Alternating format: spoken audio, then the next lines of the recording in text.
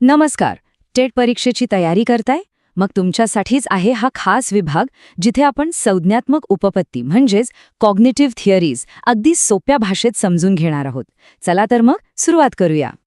वर्गामध्ये शिकवताना तो एक क्षण येतो बघा, जेव्हा एखाद्या विद्यार्थ्याला एखादी अवघड गोष्ट अचानक समजते आणि त्याच्या चेहऱ्यावर एक वेगळीच चमक येते. तो आहा क्षण. तर ही काही जादू वगैरे नाहीये, हे आहे बोधन. म्हणजे आपला मेंदू ज्ञान कसं मिळवतो आणि ते कसं वापरतो याची ही संपूर्ण प्रक्रिया आहे. आज आपण काय काय बघणार आहोत? तर आपण आधी घोकंपट्टीच्या पलीकडे जाऊन विचार कसा करायचा ते पाहू. मग संपूर्ण चित्र पाहण्याचं महत्त्व समजावून घेऊ. विद्यार्थ्याच्या वैयक्तिक जगाचा त्याच्या शिकण्यावर कसा परिणाम होतो ते बघू. आणि हो, ह्या सगळ्यावर आधारित एक साधनपेटी तयार करू आणि शेवटी आपल्या ज्ञानाची एक छोटीशी चाचणी घेऊ. चला तर मग आपल्या पहिल्या भागाकडे वळूया. विद्यार्थी नक्की कसा विचार करतात याचा पाया आपण आधीच समजून घेऊया, कारण ते समजलं तरच आपण त्यांना अधिक चांगल्या प्रकारे शिकवू शकू. म्हणजे बघा, शिकणं म्हणजे फक्त माहिती स्वीकारणं नाही. विद्यार्थ्यांचा मेंदू काही स्पंज नाहीये की सगळं शोषून घेईल. नाही, तो तर एखाद्या डिटेक्टिव्हसारखा काम करतो. माहितीवर विचार करतो, तिचं विश्लेषण करतो आणि मग त्या माहितीचा वापर समस्या सोडवण्यासाठी करतो. ही आहे खरी शिकण्याची प्रक्रिया.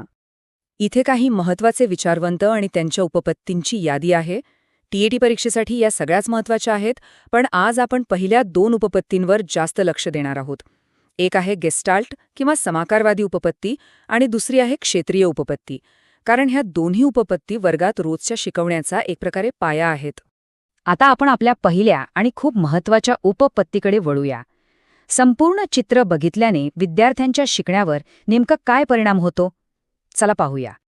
गेस्टाल्ट हा एक जर्मन शब्द आहे, ज्याचा सरळ अर्थ आहे संपूर्ण. म्हणजे तुकड्या तुकड्यांमध्ये शिकवण्याऐवजी जेव्हा आपण एखादी गोष्ट संपूर्ण स्वरूपात मांडतो तेव्हा ती जास्त प्रभावीपणे समजते. जसं की गणितातलं एखादं सूत्र फक्त पाठ करायला लावण्याऐवजी ते कुठून आलं आणि त्याचा वापर कुठे होतो हे सगळं दाखवणं जास्त महत्त्वाचं आहे. आणि मग येतो तो आहा क्षण, ज्याला आपण मर्मदृष्टी म्हणतो.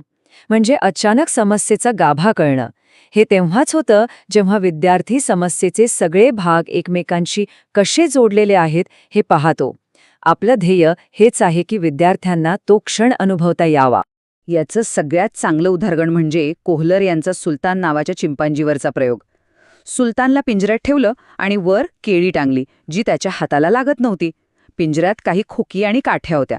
सुरुवातीला त्याने खूप प्रयत्न केले, पण जमलं नाही. मग त्याने शांतपणे आजूबाजूला पाहिलं, परिस्थितीचा अंदाज घेतला आणि अचानक त्याला उत्तर सापडलं. त्याने खोकी एकमेकांवर रचली आणि काठीने केळी पाडली. हीच ती मर्मदृष्टी. आणि यातून आपल्यासाठी म्हणजे शिक्षकांसाठी एक खूप मोठी शिकवण आहे. आपलं काम फक्त तयार उत्तरं देणं नाहीये, तर मुलांना स्वतः उत्तरं शोधण्यासाठी मदत करायची आहे. त्यांना प्रोत्साहन द्यायचं आहे.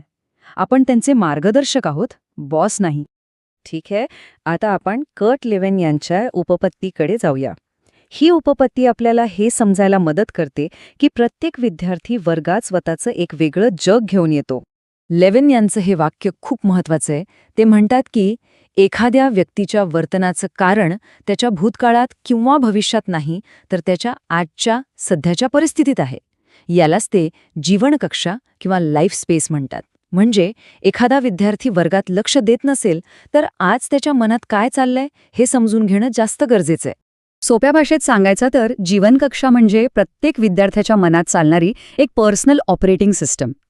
त्याच्या गरजा, त्याच्या मर्यादा, आजूबाजूचं वातावरण या सगळ्याचा त्याच्या प्रत्येक कृतीवर परिणाम होत असतो. शिक्षक म्हणून हे 3 घटक समजून घेणं खूप महत्त्वाचं आहे. पहिलं म्हणजे शक्ती, म्हणजे कोणती गोष्ट विद्यार्थ्याला आकर्षित करते. दुसरं प्रेरणा, म्हणजे ते ध्येय मिळवण्यासाठी तो किती प्रयत्न करेल. आणि तिसरं म्हणजे अडथळे, म्हणजे त्याच्या मार्गात कोणत्या अडचणी आहेत. हे जर आपल्याला कळलं तर आपण त्याला योग्य मदत करू शकतो. थोडक्यात काय, तर विद्यार्थ्याच्या वैयक्तिक जगाचा, त्याच्या अनुभवांचा विचार करून जर आपण शिकवलं तर ते शिक्षण अधिक अर्थपूर्ण आणि परिणामकारक ठरतं. चला, आत्तापर्यंत आपण जे काही शिकलो ते सगळं एकत्र करूया. एक छोटीशी पण शक्तिशाली उजळणी करूया, जी परीक्षेच्या वेळी खूप उपयोगी पडेल. हा तक्ता बघा. परीक्षेच्या तयारीसाठी एकदम परफेक्ट आहे. यात प्रत्येक विचारवंताचं नाव आणि त्याची मुख्य कल्पना दिलेली आहे. जसं की कोहलर म्हटलं की मर्मदृष्टी आणि समग्रता, आणि कर्ट लेविन म्हटलं की जीवनकक्षा. हे लक्षात ठेवायला खूप सोपं आहे. चला तर मग, आता वेळ आहे आपण जे शिकलो ते वापरण्याची. पाहूया टेट परीक्षेत यावर आधारित प्रश्न कसे विचारले जातात. या प्रश्नावर थोडा विचार करा. समग्रता आणि मर्मदृष्टी हे शब्द आपण नुकतेच अभ्यासले आहेत. आठवतंय का? आणि याचं बरोबर उत्तर आहे पर्याय क्रमांक 2, समाकारवादी उपपत्ती.